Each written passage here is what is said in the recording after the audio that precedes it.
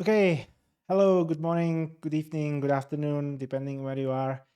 My name is Jiri Cincura, and in next roughly 40 minutes, I will be talking to you about a content, about stuff in .NET 6 that's probably not on the headlines, the biggest features and all this stuff, but smaller pieces, but pieces that I find myself maybe even more valuable for day-to-day development than these big extreme features that everybody is talking about. As I mentioned, my name is Jiri Cincura.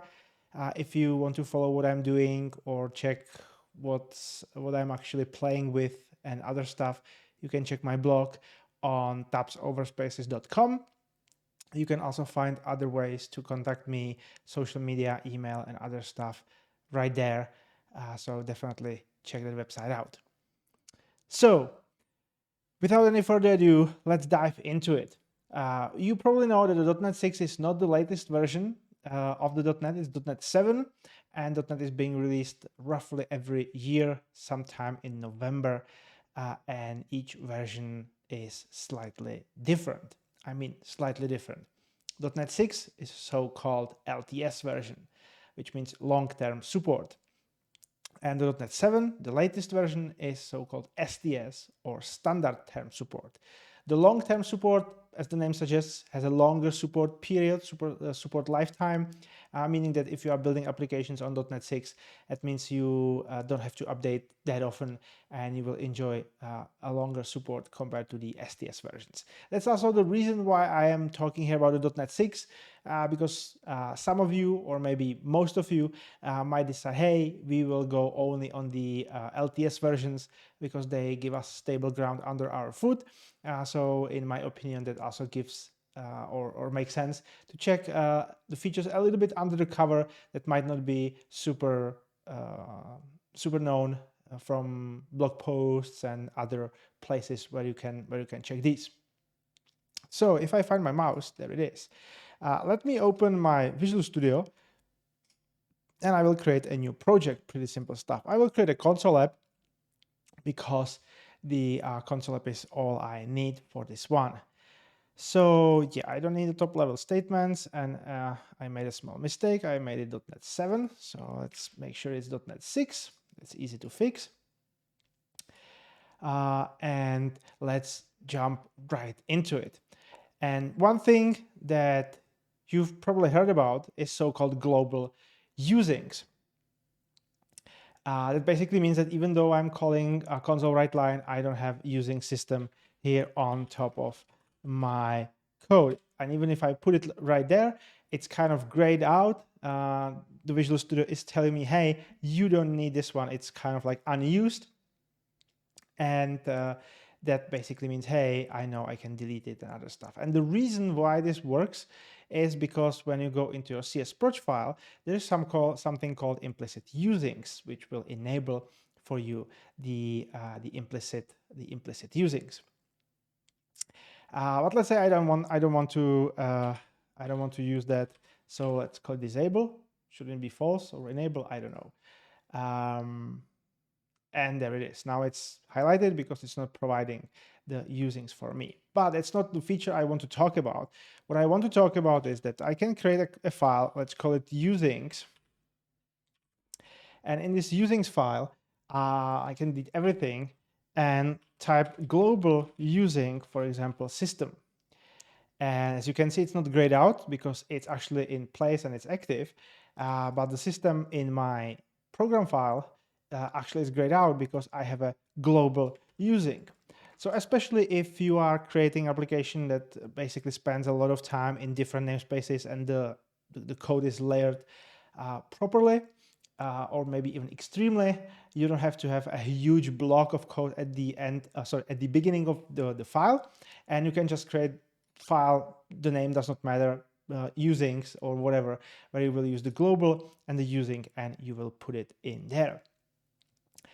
So that's pretty nice, especially for like ASP.NET Core or basically these like UI frameworks, either on web or on desktop. There's a great chance that you will be using a lot of namespaces and always the same. So it makes sense to put this into a global usings file. As you saw before, there's something that's called implicit usings that adds these, I don't know, 5 or 6 that are or were default in previous templates, means using system text, and other stuff. I don't remember exactly all the 5.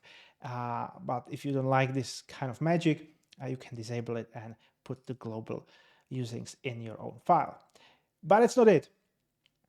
The extra super stuff, what you can do is open your CS file or even any other like MS build file that takes place, and you can create a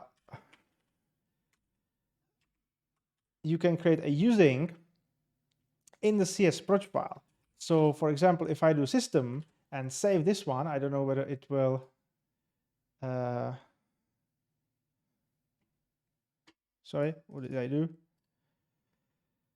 Let me edit this one. Oh yeah, it's property group. Property group. That's better. Reload. And now, if I am lucky, it's probably not taking this into account. I don't know whether Visual Studio will take this into account. But basically, if you put a using and put like a system or whatever you need in your CS project file or any other MS build file that you have in different directories, it will basically act as a global stuff. In fact, if I am a little bit lucky, if I open this folder in File Explorer and go into debug, net 7, not net 7, net 6, there's a global usings file that's being generated, and this one is the old one because I probably didn't rebuild one, and that's the from the global usings. If I would build my application, it would now have only the system because that's what I put into this using stuff. So you can do that from different files in your build places. So that means that if you, for example, produce NuGet packages, you can add extra stuff with the NuGet packages. Or even if you want to have like some standard set of usings that you will be using across your own internal namespaces and other stuff, you can put it into the CS project file and immediately have like extension methods and other stuff light up without being worried about, hey, I need to put this into the using and other stuff. So that's for the global usings. Let's do a smaller stuff, and I will be kind of jumping between smaller and bigger features, not the biggest features, but smaller and the bigger features themselves. So 2 new data types that are available in .NET 6 is date only. That was not a good name. Date only, new date only, and let's put like 2023. What's today? 05/07, and that's about it. So you can create a data type that basically says, hey, I'm capturing only the date. And I don't know whether you ever needed it. Most of the time, last 20 or so years, we used just the date time and ignored the time part or something like that. But I think a couple of times in the last 20 years, I needed date only. It's not terribly difficult to use the date time, but you need to take care of like, hey, what if I'm doing some arithmetics and it takes the time into an account? Somebody created like daytime now and forgot to remove the time part, or if you're doing basically some arithmetics, then it might come into the play. The other one is time only, and as you can guess, this one takes only the time.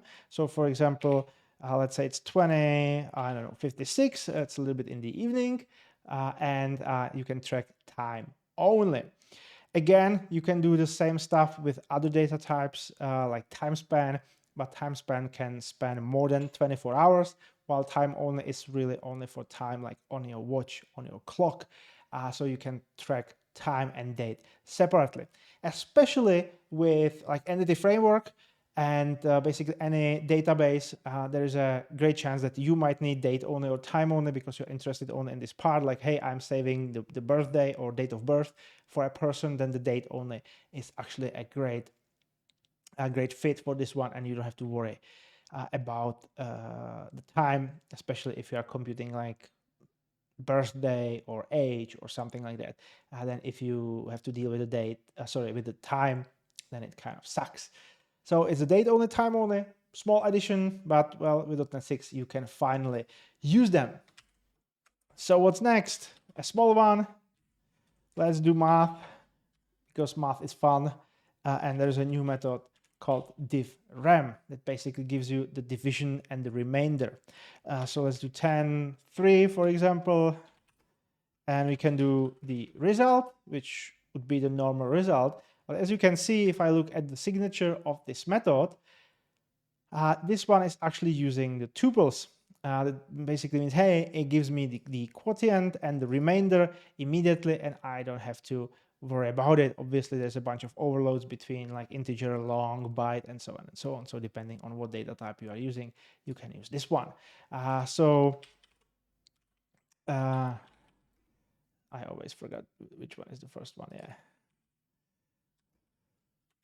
So I can immediately do the deconstruct, and then if I write it into the console, it's not going to be anything super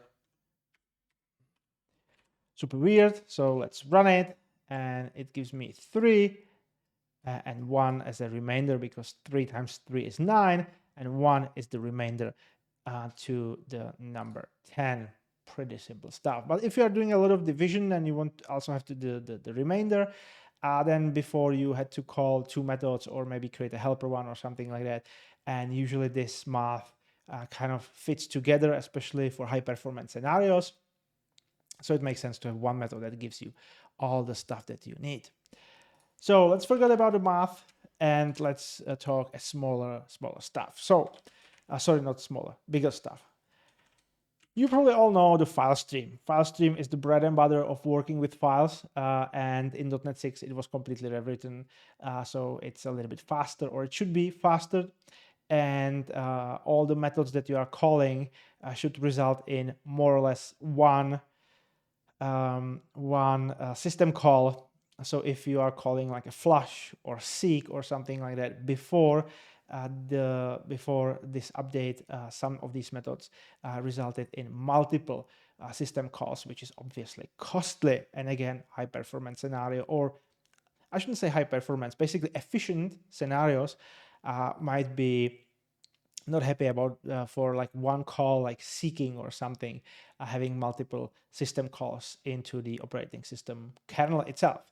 So FileStream was rewritten, so it should be more efficient. There is not much to show you. So just if you are using FileStream, you can enjoy better performance.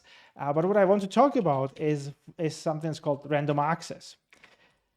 And this random access gives you access to the API that's commonly called scatter-gather IO, basically meaning that you can issue multiple read operation, multiple write operation into different parts of the file, and it will be done more efficiently based on the underlying implementation. In this case, I'm on Windows, so on the Windows operating system implementation by itself.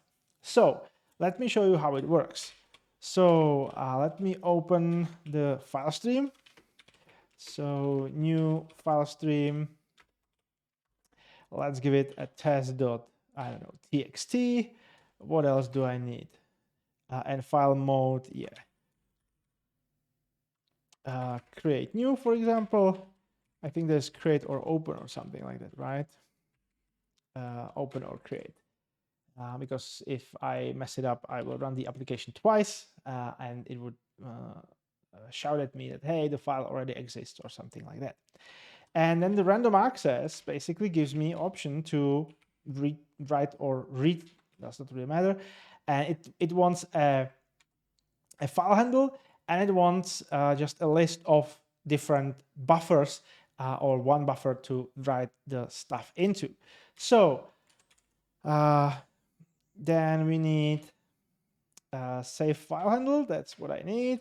And either the buffer, one buffer itself, or list of buffers. So let's create a list of buffers, and the offset I want to write to. So in my case, the offset will be, for example, 0, and it should be buffers because I will have multiple buffers. There's obviously the async version as well. So if you're into that one, you can use that one. And let's call these buffers. I will create them in line. I think it's the list, right? Yeah, read-only list.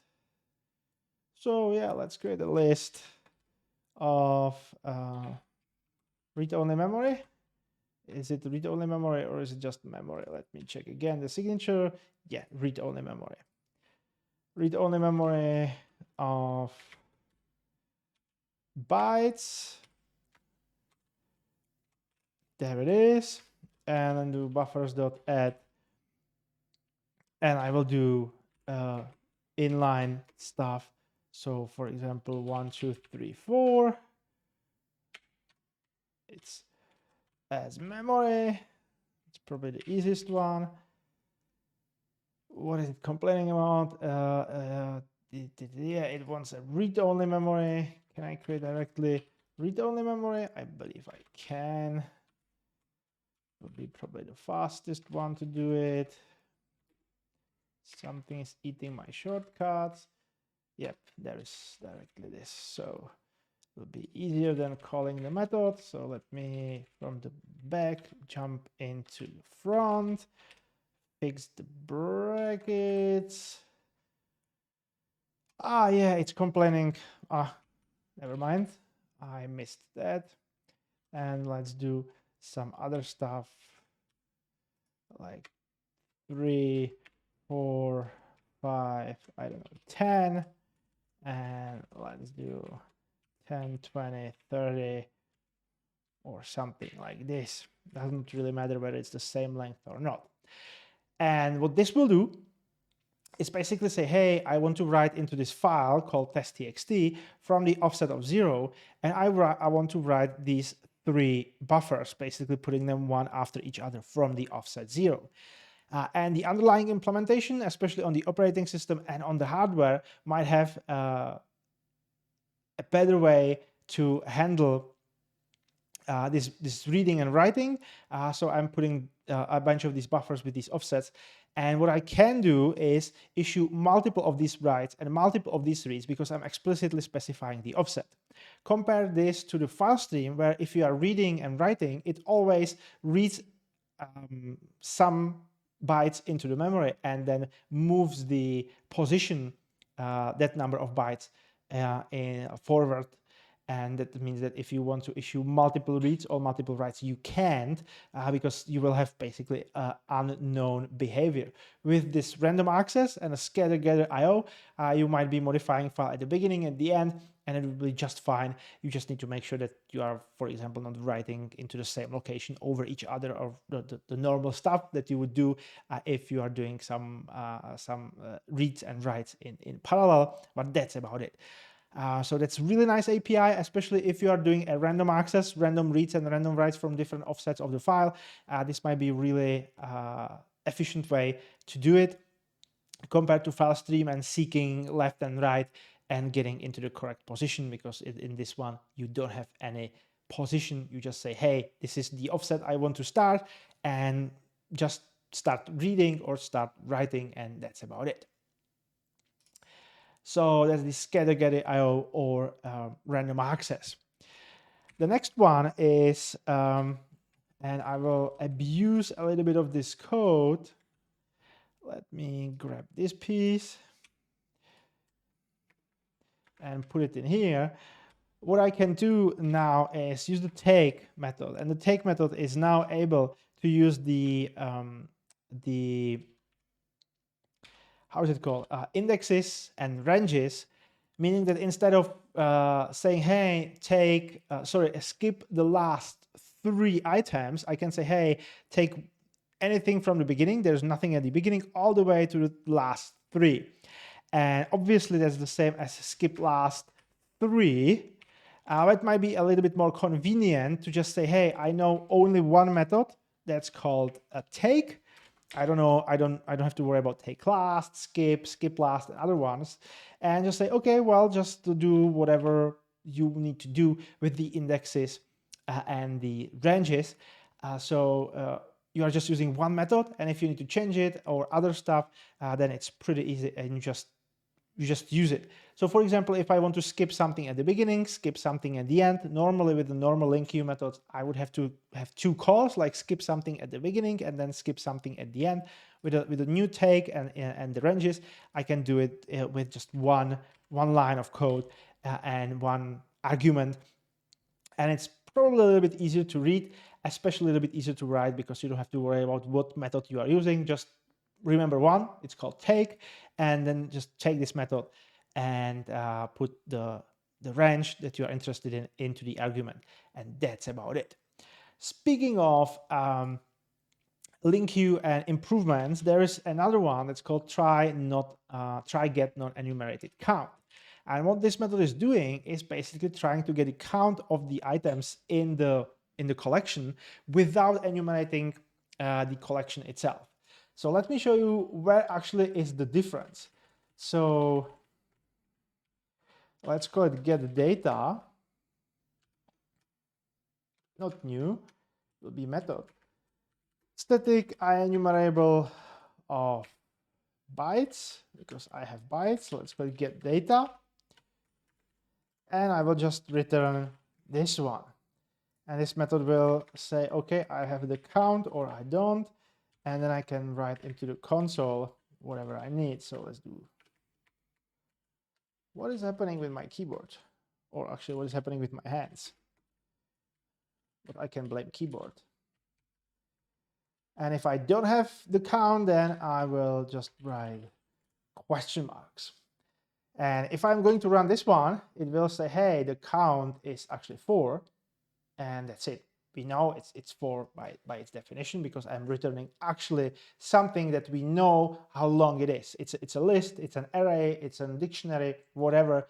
It's basically, it has a known length.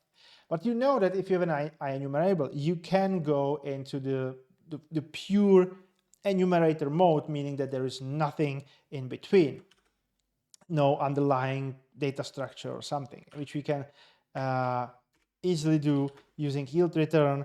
And let's do 1. Does not really matter what's in there. And if I run it, it will give me question marks, because it says, hey, I don't know what that is, because I would have to enumerate it, which in some cases might be costly. So for example, if I do thread sleep and do 1000, which means 1 second, if I do the normal stuff, so let's do console write line get data dot count, and we can comment this one out. If I run this application, it will run for, I don't know, 6 seconds or 5 seconds before it gets the count and gives me the 6.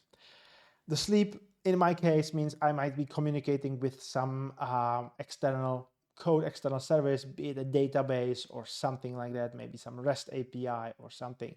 And this one it's basically costly, because it needs to fetch all the items, it needs to enumerate it, and that's costly. If I uncomment the other code, well, we already know what's going to happen. It's immediate. It's basically say, hey, I don't know the count. If you really need it, you can enumerate it yourself. But I cannot tell you what the count is, because it's the real enumerable. It's the real enumerator.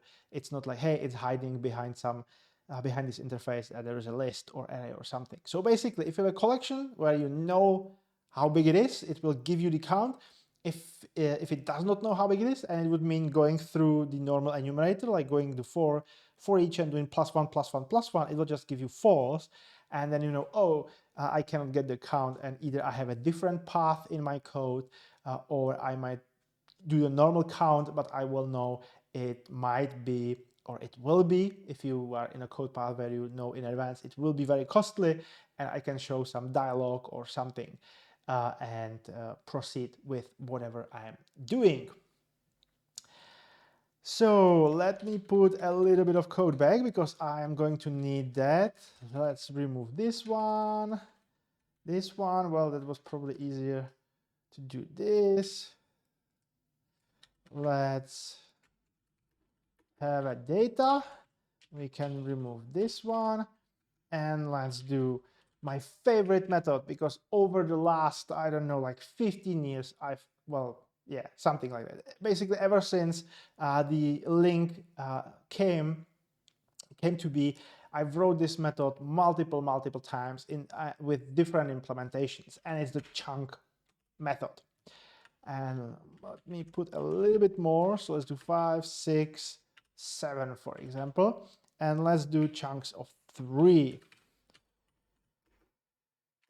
And what it's doing is basically creating me a chunks of 3 items, 3 elements that I can then enumerate. So if I run this one, oh, not this one. Oh no.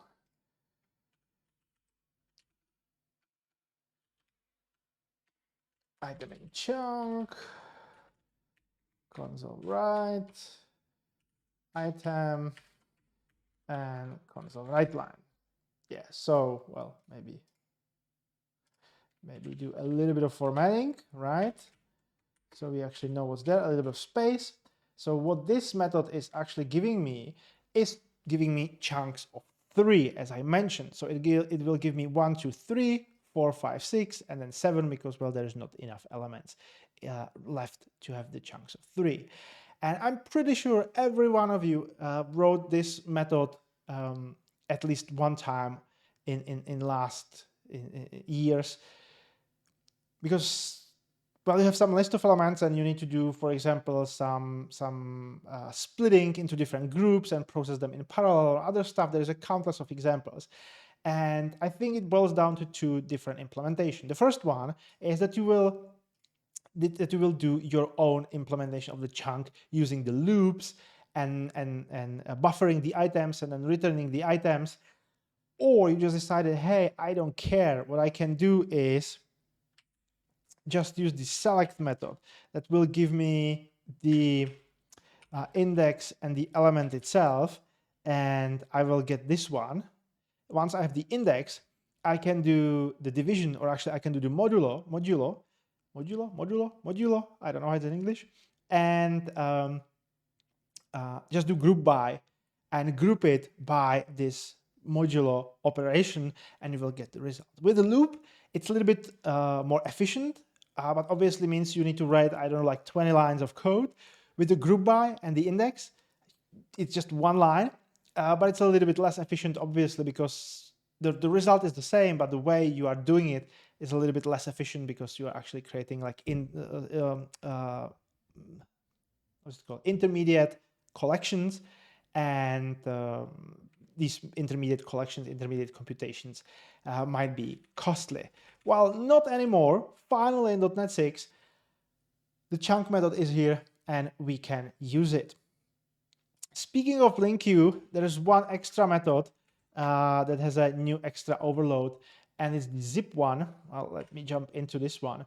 And normally the zip takes the first collection, this is the this, and the second one, and it zips them together the same way as it always did.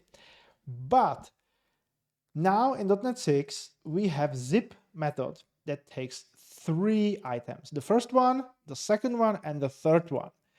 Meaning that you can actually zip 3, excuse me, 3 collections together.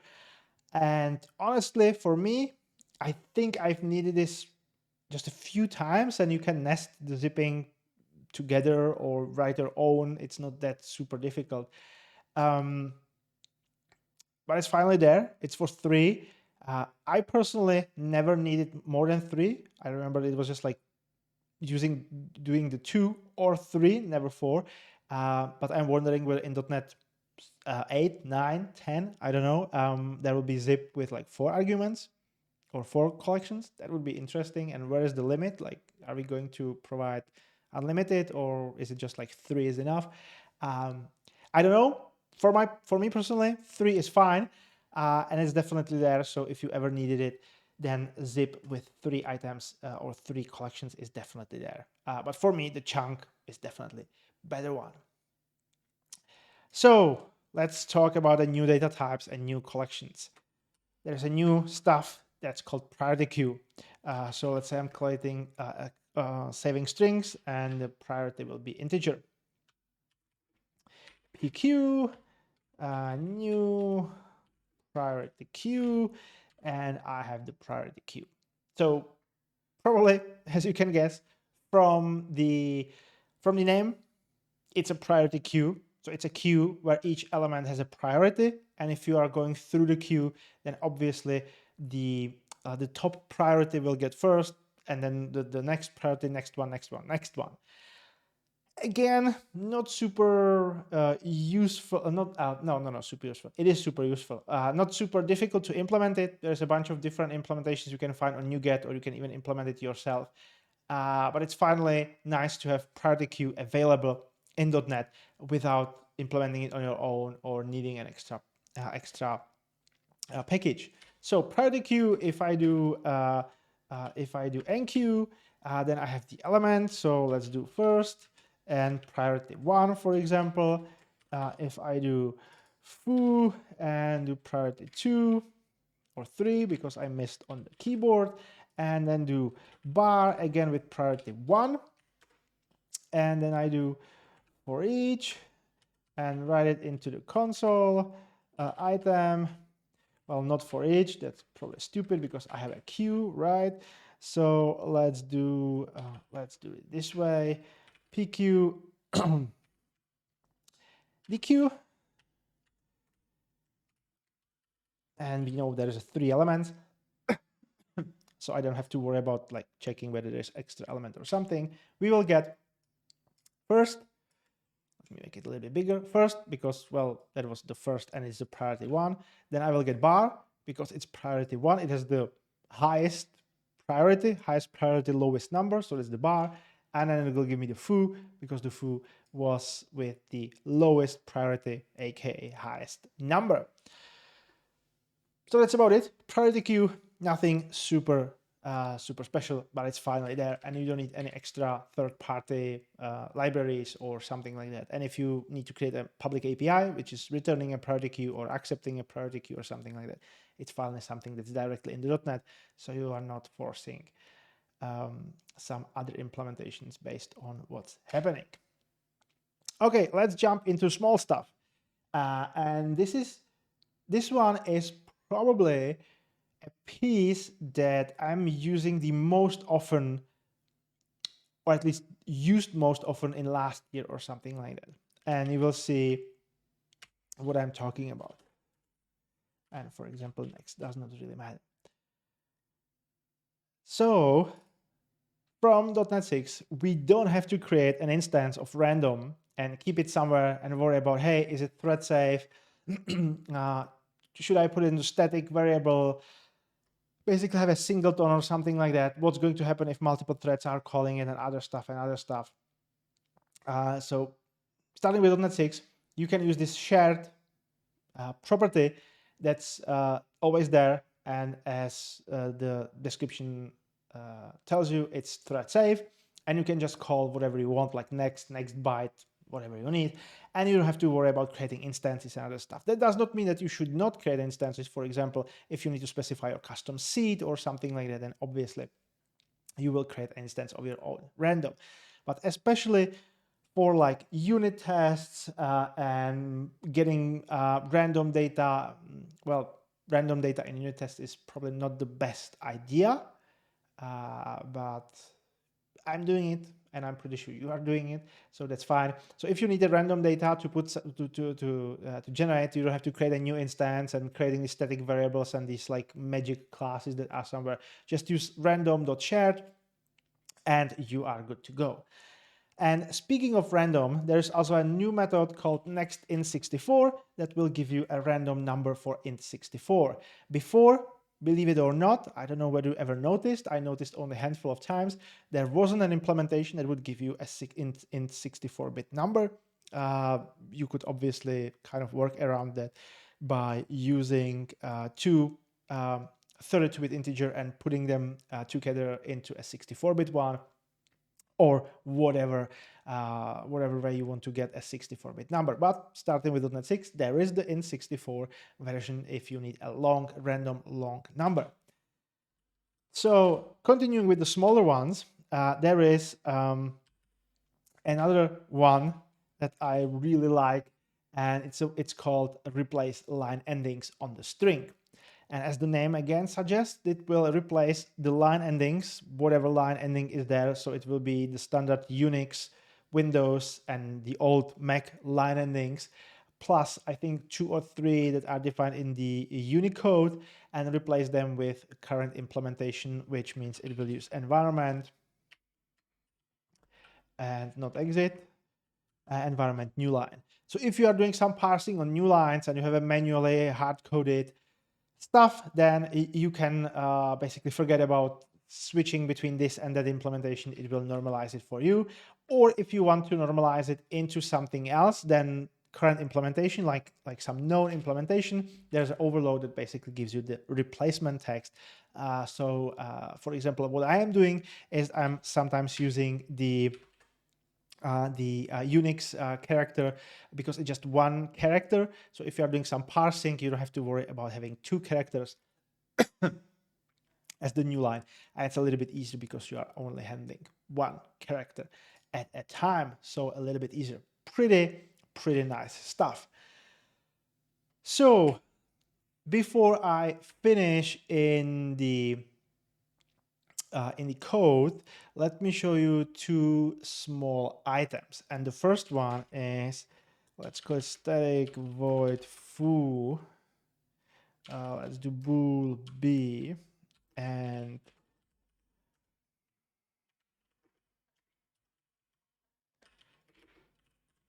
let's do this.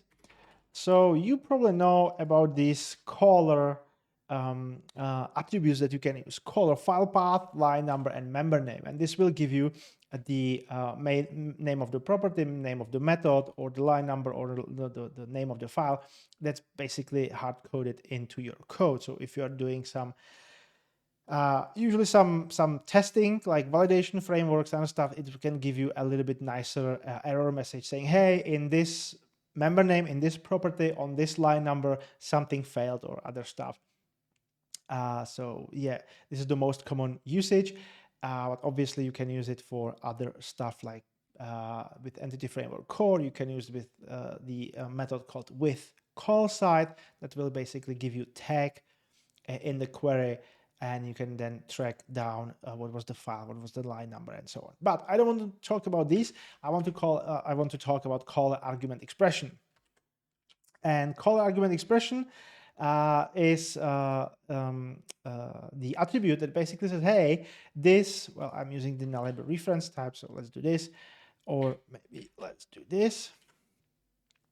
So this one will say, hey, whatever was the expression that went into this B argument will be in this expression. So in my case, I will just do console write line and put expression in there, and then I call foo and just say true, and it will tell me, hey, true.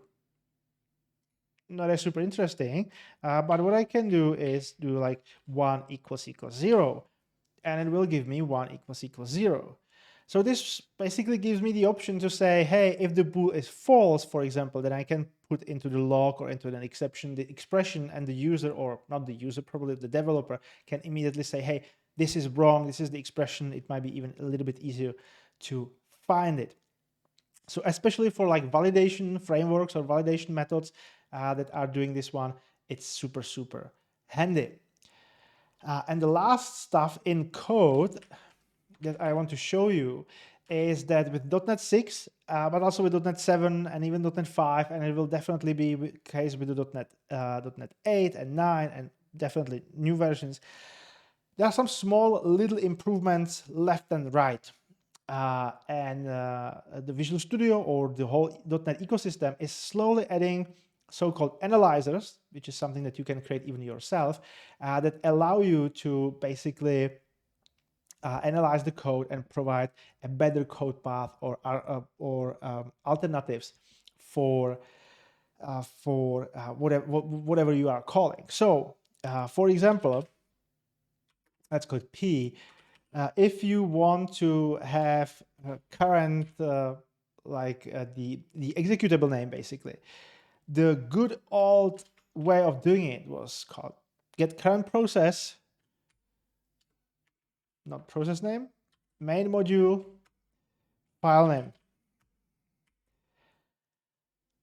And this was ever since the .NET came, it was like, okay, get the current process, get the main module, get the file name. But what is actually happening on the cover is that if you call get current process, it will create a new process for you, new process object. So it creates a new process object. It's doing other stuff that's required.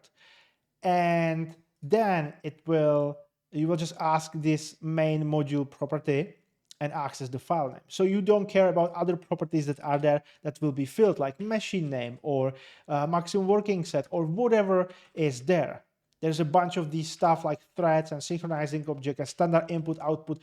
All these stuff that you have on the process object is there. It will be filled, but you will just access the main module and the file name. So it's a little bit wasteful, and you can do better. And as you can see, the Visual Studio is telling me that there is a better way to do it. There's a green squiggly, and if I check what's in there, it says, hey, use the environment process path. So I can change it into this one, and the process path is just a string. It's not creating the process. It's not going through the processes. It's not creating the current process and other stuff. It's just the process path. It's the same as, for example, the process ID that's been there, I think, forever as well. So now we have also the process path, a little bit more efficient. I don't want to talk exactly about the process path or other stuff, but this is something that it's like quite common that I picked it. What I want to say is that if you have your code and you open it or you upgrade it to .NET 6 or open it in Visual Studio, it's a good way, it's a good practice to check your warnings or even messages, because Visual Studio or the .NET, does not really matter where it's coming from, might be actually telling you, hey, you might want to use, for example, this process path instead of the main module file name. And obviously, if you are migrating from previous versions and you open it for the first time, there might be hundreds or even thousands of messages, because sometimes the messages are even saying, hey, this is unused variable like we have in here, or you can make this field read-only. So you might be tempted, and as you saw, it's my default setting in my Visual Studio, the messages are actually not shown because sometimes there's a lot, and kind of filtering what is an error, what is a warning, and what is a message takes precious time. But from time to time, I go here, I enable the messages, check what's there. If there is something that I'm not interested in, I might even locally disable it, or even disable the full analyzer and say, hey, I'm not interested in this analyzer, so I don't want to see this anymore. And suddenly, from like my experience is that on a normal size project, if you open it with these new diagnostics, it's like thousands and thousands of messages. So you might say, hey, I'm not interested in this one, just disable it. And suddenly you are getting it down into manageable number. And then you can, if you have like hundreds, like, I don't know, 100, 200, then you can go through them and say, okay, this makes sense, I will change it. This doesn't make sense, I will disable it locally, not globally across the whole project, but on this place it does not make sense, and so on and so on. So definitely check it out, especially if you are ignoring these messages or warnings. Then just like, hey, it's something that it might be useful, and it's nice that if you apply it.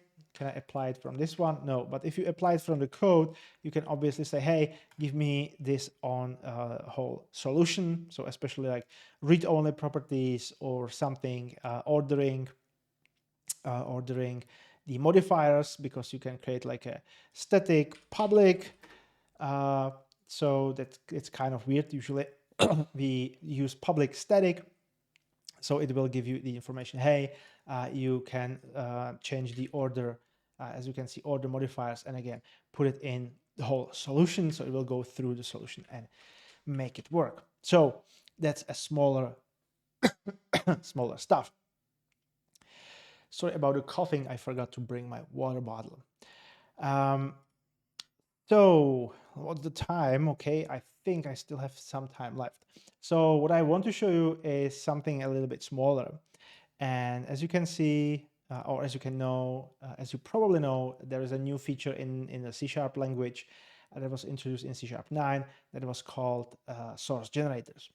And if you're interested in source generators, you can check a bunch of recordings available on the internet that I've done these talks and introduced what the source generator is. but you don't have to write them yourself. In fact, Microsoft and the whole .NET team is providing, it's slowly starting to provide different source generators that might help you with some stuff, usually something with reflection, p-invoke, and whatever touches the reflection, which is, for example, serialization and deserialization by itself. So what I have in here is a simple example. You probably know the method JSON, the method serialize on JSON serializer, or the deserialize method that does the opposite thing. And what you can do now is basically create a partial class that derives from JSON serializer context. Does not really matter what it is. And put some magic attribute, in this case JSON serializable, and put a type of the class that you want to be able to serialize and deserialize a little bit efficiently. And then when you're calling, for example, serialize, you provide the value that you want to serialize or deserialize, doesn't really matter. And you have to provide an extra argument with this context. And what the source generator is doing is basically generating a lot of extra information that would be otherwise needed to get during the execution of the code. So for example, if I go into this one, it basically says, hey, there is some JSON property info values stuff that's basically giving me information. Hey, is this property, is it a property, is public, is it virtual, what's the declaring type, and there's a getter and there's the setter, and some different settings like, hey, what's the property name? All this information would have to be done during the runtime, which takes a little bit of time. It's not like super important because we've been fine last 20 years. But again, if you're hunting every millisecond, or if you want to be on a super constrained environment and not wasting CPU cycles and not wasting memory, then generating this during the compilation is actually a cheap way to do it, because you generate it once and then you can execute the application a million times and it will still be there, compared to executing a million times and generating it a million times as the application is starting and closing and starting and closing a million times. So there's a bunch of these that basically gives you the information, or the serialized information, how to serialize and how to deserialize left and right. So what I have in here is a small benchmark. If I find what I'm looking for, yeah, there is a startup project. And what I'm doing is basically benchmarking how long it takes to serialize this object. So it's a person with some ID, typical database, and some first name and the last name. In my case, the first name and the last name is in another class. So it's kind of nested into one each other. And then I can basically run it. Let me quickly change it to release. So I'm actually benchmarking the stuff that matters. And I will run it on the background, which is not the best case scenario for benchmarking, but it will do for us. Before this finishes, I would like to touch about something that's a little bit smaller, and that's also the single file. We've seen this before in .NET, but in .NET 6 we have a true single file. You've probably heard about it, but there's also something that's called IL trimming. The IL trimming means that we have basically a linker that goes through your code, and if you have methods and types and whatever properties that are unused, it will not put them into the resulting binary. And that means that you don't you are not deploying or using code that you are actually not using. It's not there, so the final binary is smaller. And this is especially important if you are using like big frameworks, like let's say ASP.NET Core, which by default has, I don't want to say everything enabled, but there's a lot of stuff that's enabled, like static files and Razor pages and whatever. And you might not be using Razor pages. You are just creating an API.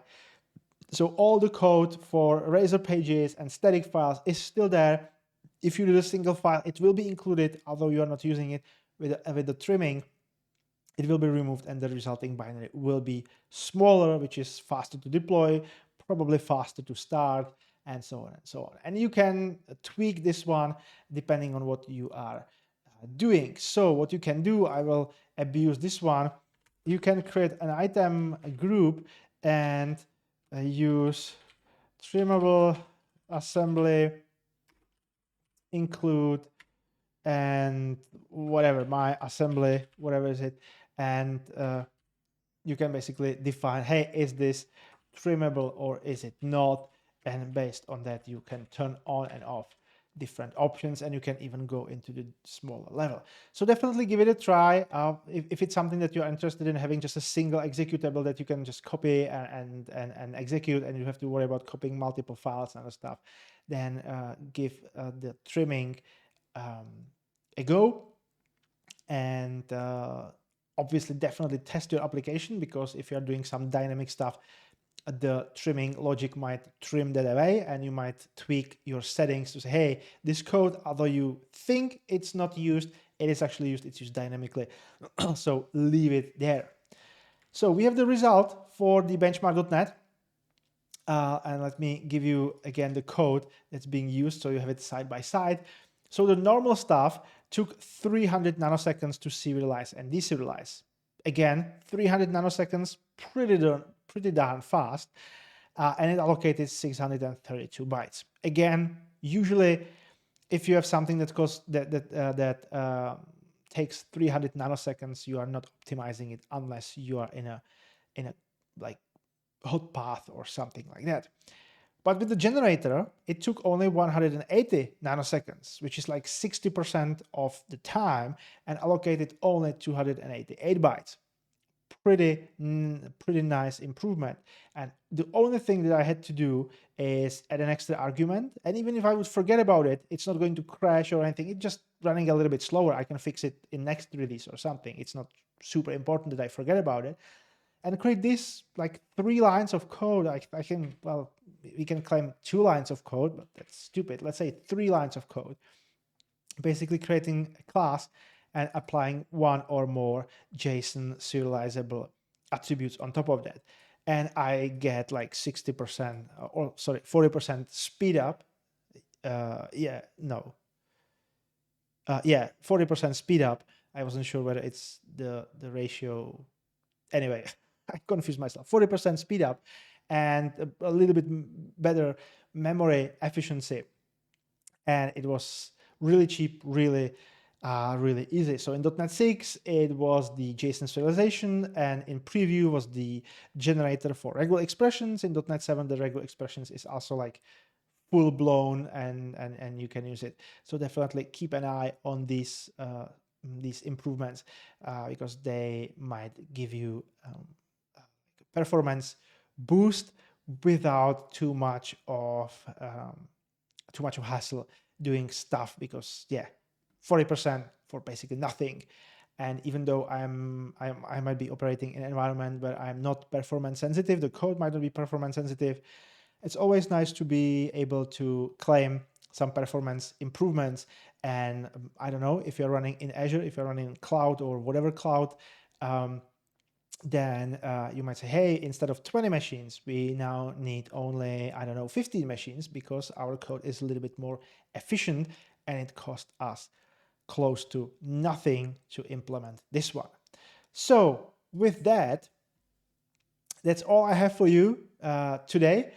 If you have any questions, I will try to answer them after, because as much as I would like to be in person there with you, I can't. I have other duties that I actually need to be there, so I will try to answer later.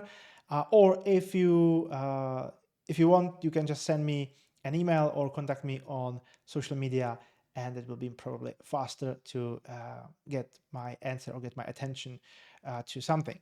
With that, enjoy the rest of the conference, enjoy other recordings, other in-person talks, and hope to see you next time.